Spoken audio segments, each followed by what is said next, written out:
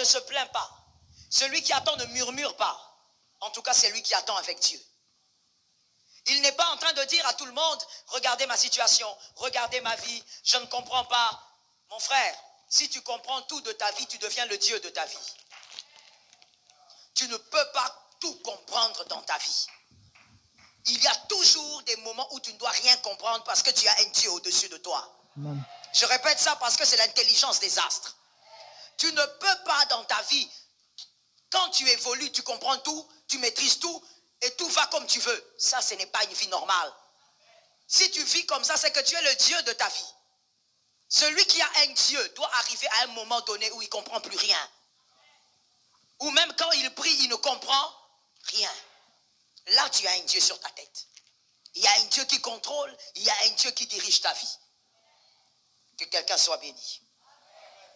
La patience, donc, ce n'est pas le fait de murmurer, de te plaindre, ni devant Dieu. Voilà pourquoi, ne sois pas Jérémie, tu ne dois pas amener des lamentations dans ta vie. Voilà pourquoi, au milieu de combien de livres il y a dans la Bible? 66 livres. Il y a beaucoup de gens qui ne sont pas allés à l'école du dimanche ici. 66 livres. Au milieu des 66 livres qu'il y a dans la Bible, il n'y a qu'un seul livre qui se nomme Lamentation. Un seul. Il n'y en a pas deux, il n'y a pas trois. Parce que Dieu n'aime pas les lamentations. Tu ne peux pas attendre pendant que tu te lamentes. Dieu, pourquoi ma vie est comme ça? Dieu, pourquoi? Non, mon frère, mon frère. Chaque chose a son temps. Est-ce que quelqu'un m'entend? Chaque chose a son temps. Il y a un temps où tu dois te comporter comme un enfant. Il y a un temps où tu dois te comporter maintenant comme un adulte, comme un fils. Tu ne te lamentes pas. Tu sais que Dieu te fait attendre, il te fait disparaître. Tu respectes l'attente que Dieu t'impose.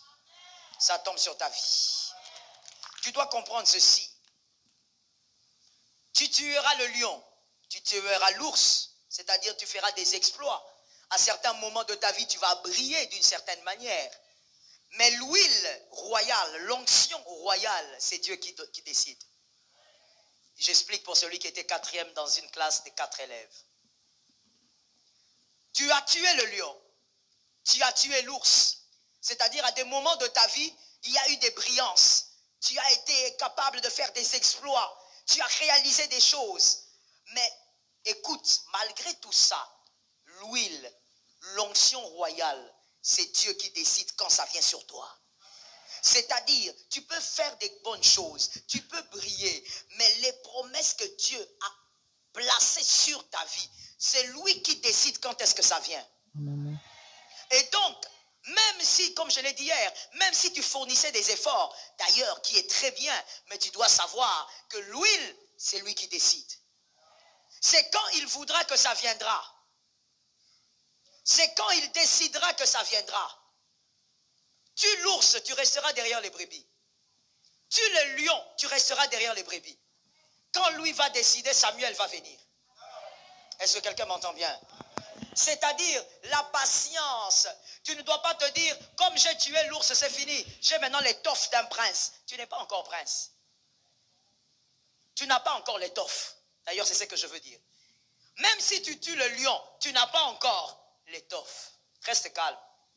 Garde un peu calmement ta priance là. C'est Dieu qui décide quand est-ce que maintenant l'onction royale va se déposer sur ta tête. Et donc, apprendre à patienter avec Dieu. Voilà pourquoi Dieu nous fait disparaître à des moments. Tu tues l'ours, tu crois que tout le monde va te soulever. Personne ne te soulève. Personne ne t'ascense. Dieu te fait disparaître parce que tu dois apprendre à attendre. L'agitation amène la destruction. C'est sûr et certain. Ce n'est même pas à réfléchir.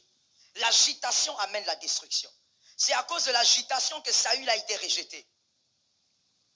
Sois calme. Voilà pourquoi je t'ai dit hier, tu es sur ta bande. Dis à ton frère qui est à côté là, sois calme.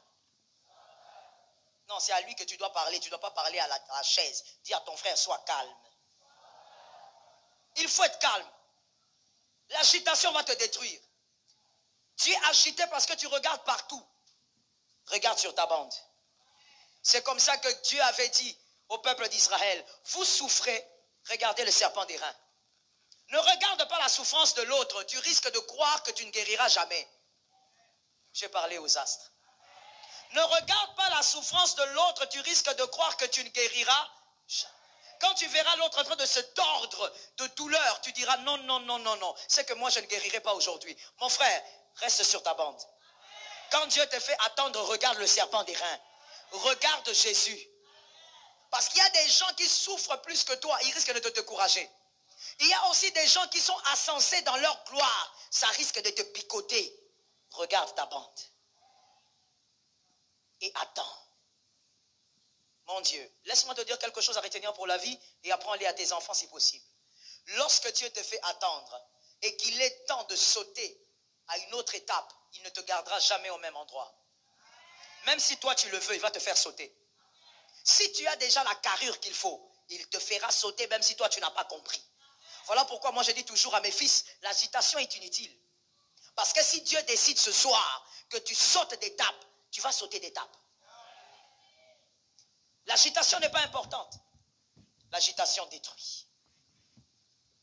Attendre patiemment vous assagit.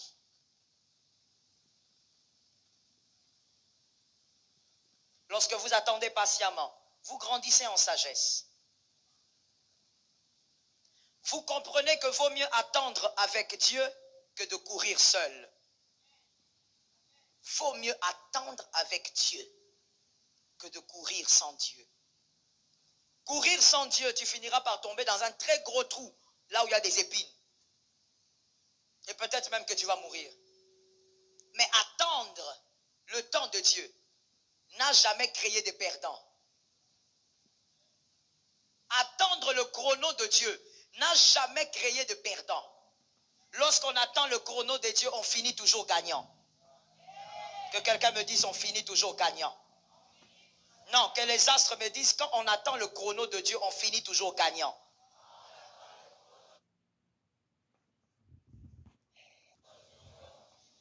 Toujours. Attention avec ces gens qui vous racontent des choses qui vous détruisent de l'intérieur. Non, mais toi, pourquoi tu es comme ça? Tu as appris que tes copines... Écoutez, on est copines, on n'a pas la même destinée. Être copine ne veut pas dire avoir la même destinée. On n'est pas sur la même bande. Et d'ailleurs, chacun est né à son jour. Et même si on est né le même jour, on n'est pas né à la même heure. Et même si on est né à la même heure, on n'est pas sorti du même ventre. Et même quand on sort du même ventre, on ne sort pas tous les deux en même temps. Il y a toujours quelqu'un qui sort avant l'autre. Les astres ont entendu. Arrête d'écouter ces gens-là qui te disent, mais toi, oh, n'est-ce pas que toi n'est-ce pas que tu es l'ami de Jean-Luc? Mais comment Jean-Luc est déjà à ce niveau? C'est sa destinée. Je peux poser une question? Je suis dans l'intelligence des astres. Donc je suppose que je parle aux hommes intelligents. Je dis ceci. Je pose une question d'intelligence. Pourquoi on est toujours en train de dire comment ta vie n'évolue pas comme tel? Regarde tel, il est en avance. Regarde comment tel, il a fait des choses. Pourquoi toi, tu n'as pas le même niveau que lui? Je pose la question. Quand l'autre meurt avant, pourquoi vous ne souhaitez pas mourir avant lui? Pourquoi vous ne dites pas à Dieu, Seigneur, il est mort. Il fallait que moi je meure avant. Parce que faire les choses avant, c'est bien. Alors meurs aussi avant. Chacun a son parcours. Chacun a son timing sur terre. Quelqu'un a bien entendu? Chacun a son timing sur terre. Joseph, il ne peut pas faire des enfants à 90 ans. Non, il ne peut pas. Joseph ne peut pas faire des enfants à 100 ans. Non, il ne peut pas. Parce que Joseph ne vivra pas autant. Abraham, par contre, il peut attendre. Parce que Abraham va avoir 90 ans et plus. Donc, les parcours ne se ressemblent pas. Celui que Dieu amène tôt, tu ne sais pas pourquoi Dieu l'amène tôt. Tu ne sais pas pourquoi Dieu attend. Des fois, nous envions des choses qu'on n'envie pas. Il y a des fois des choses que nous envions. En réalité, nous sommes en train d'envier aussi une fin rapide. J'ai parlé aux astres. Des fois, nous envions des choses sans comprendre. Celui que Dieu fait courir, peut-être qu'il a 60 ans à vivre.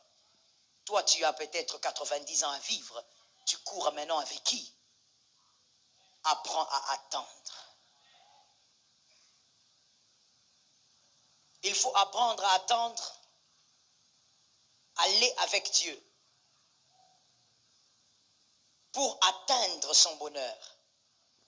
Attendre patiemment permet à Dieu de vous donner la forme de votre prochaine destination. Attendre patiemment permet à Dieu de vous donner la forme de votre prochaine destination. Dans la vie, je n'ai pas le temps d'en parler aujourd'hui, mais on écoute seulement comme ça. Dans la vie, il y a plusieurs destinations. Plusieurs. La grande destination, c'est l'achèvement de ta mission. Mais avant d'achever ta mission, il y a plusieurs petites destinations. Comme par exemple se marier, c'est une destination. Comme par exemple avoir des enfants, c'est une destination. Dans la vie, il y a plusieurs destinations. Et aussi, les gloires sont subdivisées en plusieurs destinations. Des fois, Dieu vous fait attendre parce que vous devez ressembler à votre prochaine. Comment une femme, est-ce que je peux parler? Est-ce que je peux parler? Si vous n'êtes pas à l'aise, il faut sortir. Hein? Je dis ceci. Comment une fille qui n'a pas vu ses menstrues, comment peut-elle tomber grosse? Même Marie, elle était vierge, mais elle avait l'âge de la menstrue.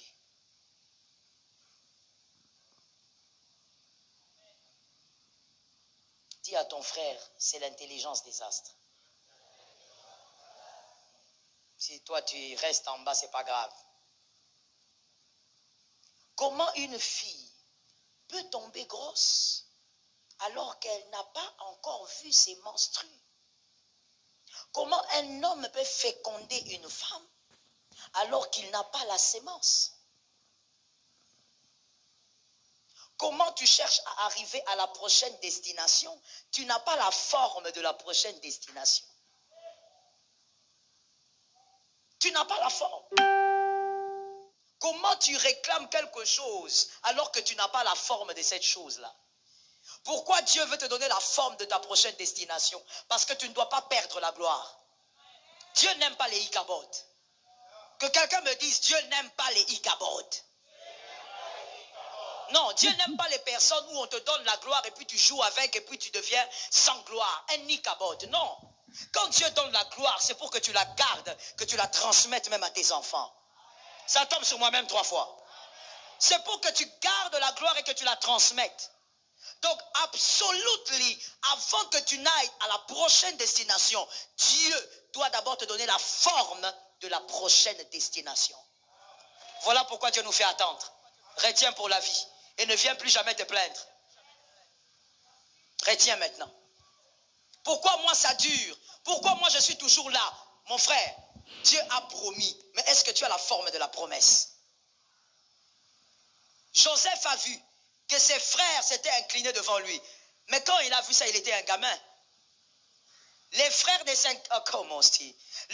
s'inclinent pas devant un gamin. Les frères s'inclinent devant un ministre. Et donc Joseph doit grandir. Mais des fois, voici l'attitude que nous avons. Tu es un petit Joseph, tu as fait des songes, et puis tu dis à Dieu, Seigneur, mon kokisiabilaka, tu réalises tes promesses. Où sont les promesses? Tu n'as pas la taille des promesses. Tu n'as pas la taille.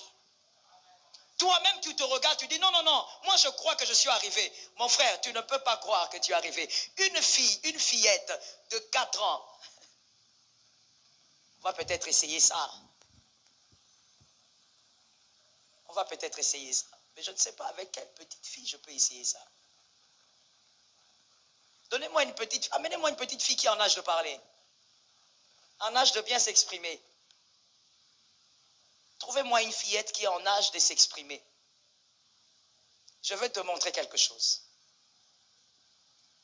Amenez la fille rapidement. Je veux te démontrer quelque chose. Que très souvent, nous nous comportons d'une certaine manière. C'est l'ignorance. Quand on est un astre intelligent, on comprend ces choses facilement. Venez avec elle ici. Ça va, chérie? Ah bah oui, tu parles bien, ça c'est vrai. Tu as quel âge? Ah, tu as 6 ans. Bah, tu fais grande quand même pour 6 ans, hein? Que Dieu te bénisse. bien.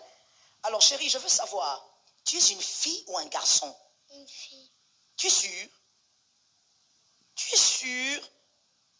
Moi j'ai l'impression que tu es comme un garçon. Tu es une fille ou un garçon? Une fille. Qui t'a dit que tu étais une fille? Jésus. C'est Jésus qui t'a dit que tu étais une fille. Ah bon? Et tu es sûr que tu es une fille? Même quand tu portes le pantalon là, tu es une fille.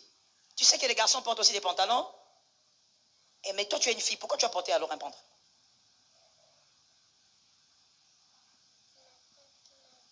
Attends, je veux que tu dises ce que tu as dit au micro. Qu'est-ce que tu as dit? J'ai dit, c'est ma... Qui t'a fait porter le pantalon? ma tante. C'est ta tante. Mais tu as ce pantalon, c'est la tante qui t'a fait porter ça. Mais tu es sûr que tu es une fille. Tu n'es pas un garçon. Tu es sûr? Très sûr. Elle est sûre que c'est une fille. C'est une fille, non? Mais est-ce qu'elle peut enfanter? Parce que ce n'est pas la fille qui enfante, c'est la femme. Acclamez pour la petite chérie. Ce n'est pas la fille. Même si, avant d'être femme, il faut être fille. Aucune femme ne naît femme. On devient d'abord fille et ensuite on va vers la féminité. On est fille et on devient femme. Toi, quand Dieu te fait des promesses, tu es comme une fille. Et tu réclames des choses qui reviennent aux femmes. Tu m'as promis, ça fait 15 ans. Oui, ça fait 15 ans parce que tu n'es pas encore une femme. Tu dois avoir des mamelles. Tu dois être capable de porter une grossesse. Et tout ça, ça doit se développer. Je suis en train de parler des langages imagés. Est-ce qu'on me comprend? Je suis dans l'intelligence des astres. Je ne suis pas obligé de donner des exemples un peu que... Voilà. Tu dois être une femme avant de recevoir ce que tu recherches. Mais très souvent, nous disons à Dieu, Seigneur, c'est en 1992 que tu m'as parlé. Oui, c'était en 1992 qu'il t'avait parlé, mais tu n'es pas encore la femme. Tu n'as pas encore la forme. Et donc, Dieu va te faire patienter. Généralement, quand Dieu parle, nous pensons toujours que nous sommes prêts. Nous pensons toujours que nous sommes préparés. Et moi, je t'ai souvent dit, en réalité, personne n'est préparé à la gloire que Dieu accorde. Personne. Parce que tu ne sauras pas qui tu deviendras lorsque tu seras dans la gloire. Merci de comprendre ça. Proverbe 10, 28 dit, Proverbe 10, 28, l'attente des justes n'est que joie, mais l'espérance des méchants périra. Le méchant espère parce qu'apparemment ça va, mais comme je t'ai dit, au bout il périra. Mais l'attente des justes n'est que joie. Lorsque Dieu te fait attendre, réjouis-toi. Il te donne la forme. Est-ce que quelqu'un m'entend? Dieu n'aime pas les pertes. Il ne va pas te bénir aujourd'hui pour que tu perdes demain. Dieu veut te bénir pour que tu conserves et que tu gardes la bénédiction. Ça tombe sur toi 3 fois. Il doit te donner la forme. C'est-à-dire quoi? Quand j'ai parlé de fille, femme, peut-être qu'il y a quelqu'un qui n'a pas compris. Il doit faire quoi pratiquement sur toi? Il doit toucher à ton caractère.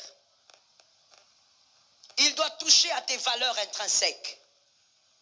Il doit toucher même à ton éducation. Certaines destinations qui te sont réservées, l'éducation que tu as ne ressemble pas à la destination. Même par rapport à l'éducation, Dieu touche. Voilà pourquoi un astre doit respecter le fonctionnement des dieux. Attends, apprends à attendre. Dieu veut faire de toi la personne qui ressemble aux promesses. C'est même le parcours de Joseph. Très belle histoire. Il a reçu les promesses. Il était encore un préadolescent et il est parti là où il est allé. Chez Potiphar et la prison ont forgé Joseph. Joseph, c'est son père. Il était un enfant chéri. un enfant gâté, si on veut. C'est auprès de Potiphar que Joseph a appris la gérance. Même quand il expliquait des choses au Pharaon, en réalité, Joseph, tu dois beaucoup à Potiphar. Parce que ce qu'il expliquait, il les avait aussi appris chez Potiphar. Jacob n'a jamais appris à son fils la gérance. Il était dans les jupes de son père. Il était celui qui ne devait jamais aller travailler. C'était ses frères qui travaillaient. Joseph n'avait jamais travaillé. Mais comment Joseph, il arrive à manifester le logos et il manifeste le réma qui est caché dans le logos, c'est parce que chez Potiphar, il avait appris c'était quoi le logos. Joseph a appris comment on travaille. Mon frère, tu as beaucoup de promesses. Tu es un astre lumineux. Je le crois. Mais écoute, certaines destinations de ton parcours ne ressemblent pas à l'éducation que tu as aujourd'hui. Non, c'est par orgueil que tu n'as pas dit amen. J'ai besoin d'entendre 3 amen. Si tu n'étais pas concerné, Dieu n'allait pas te sélectionner ce soir. Si tu regardes bien, il y a certains frères qui ne sont pas là parce que Dieu a sélectionné. Donc si tu es là, c'est que tu es concerné. L'éducation que tu as, je commence d'abord par l'éducation parce que très souvent, on minimise ça et on ne réalise même pas que Dieu s'occupe aussi de notre éducation. Et qu'il y a certaines destinations, si tu n'as pas la bonne éducation qu'il faut par rapport à la destination, je ne dis pas par rapport aux gens, par rapport à la destination, si tu n'as pas l'éducation qu'il faut, la destination va te vomir. Elle va te vomir. Tu vas goûter une gloire, tu vas goûter au fait des miettes de gloire. Mais après un temps, ça va te vomir. Pourquoi? Parce que tu n'as pas le bon langage. Tu n'as pas le langage de ta destination. Est-ce que quelqu'un a compris? Joseph a appris dans la prison à être humble. Il a appris à se diminuer même quand il avait raison. Et c'était donc évident qu'il allait être un très bon ministre pour l'Égypte. Tu as des promesses de Dieu, mais certaines choses doivent être retouchées même dans ton éducation. Ta manière de parler avec l'homme que toi tu cherches là, ça ne marchera pas. Tu parles comme un dragon. YouTube Premium est... Ça ne marchera pas. Ta manière, tu vois monsieur, la manière, toi tu es là comme ça, oh God, qu'un homme me dise Amen. Non, non, non, qu'un homme me dise Amen. Tu vois monsieur, Dieu est bon. Dieu nous prépare à la prochaine destination. Et il prépare même nos éducations. Monsieur, toi tu dis, moi j'aime les femmes belles. Moi j'aime les femmes. Vous savez, quand je pose la question à mes fils célibataires, quel type de femme tu veux? Il n'y a aucun fils qui m'a dit, maman, moi je veux une femme vilaine. Tous c'est seulement, maman, elle doit être belle. D'autres encore exagèrent, elle doit être raffinée. Elle doit avoir cette taille-là. Elle doit être capable quand même de parler d'une certaine manière. Elle doit avoir des cheveux soyeux. Je dis à quelqu'un, frère, donne-moi un amen. Non, donne-moi un amen qu'on parle ici et tout de suite. Je vais dire ceci. La femme que tu cherches là, la prochaine destination que tu cherches là, il faut que Dieu te travaille. Parce que ces genres de femmes que toi tu veux, ce sont des femmes qu'on entretient avec ça. Regarde comment les hommes là sont radins. J'ai besoin des amens. Dieu est en train de tailler ton caractère parce que toi, là où tu as grandi chez vous, chez ton père, tu voyais ton père cacher l'argent dans les chaussettes. Toi-même aussi, tu caches l'argent dans les chaussettes. Quand tu sors 1000 francs, tu soulèves les pieds et tu prends 1000 francs. Toi, tu veux une femme raffinée. Une femme raffinée s'entretient avec l'argent. Ceux qui n'ont pas dit amen, là, sont des aigris. Donne-moi un amen. Je donne des exemples comme ça éducationnels pour que tu comprennes que Dieu prend soin même de nos éducations. Ah oui? Toi, tu es là comme ça, comme quelqu'un qui a grandi dans la forêt, brutale. Et tu viens là-bas, tu dis, moi je veux une femme douce. Ah. Tu es comme Goliath. Tu es brutal en tout. Si vraiment Dieu veut te donner cette femme douce, si vraiment ta femme c'est la douce là, Dieu va d'abord travailler ton caractère. Que tu apprennes à demander pardon. que tu apprennes à respecter l'autre, que tu apprennes aussi un peu de tendresse. Toi, tes mains là sont dures. Même quand tu touches seulement... Apprenez à patienter. Si vous avez aimé, Comme si likez.